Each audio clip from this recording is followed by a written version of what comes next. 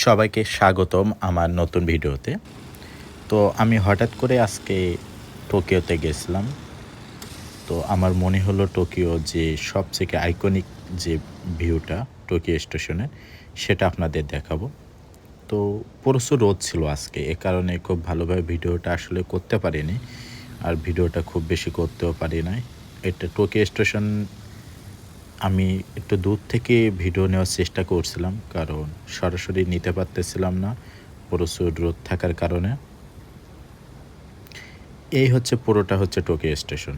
এটা ১৯১৪ সালে তৈরি করা হয়েছিল তৎকালীন ২,৯৭,০০,০০০ ইয়েন দিয়ে, খুব সম্ভবত ১৯১৪ সালে তৈরি করা। মানে বুঝতেছেন, ১৯১৪ সালের একটা বিল্ডিং এখনও পর্যন্ত এতটা নান্দনিকভাবে টোকিওতে টিকে আছে।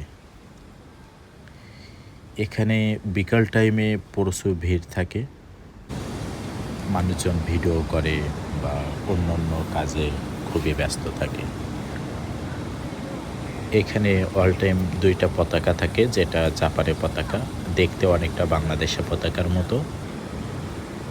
আর সবথেকে ভালো লাগে এই জায়গাটা, দেখেন কত সুন্দর একটা জায়গা।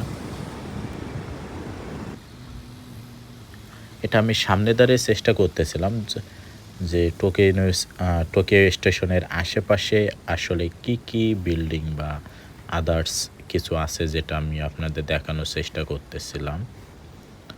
মানে আসলে অবাক করা একটা জায়গা।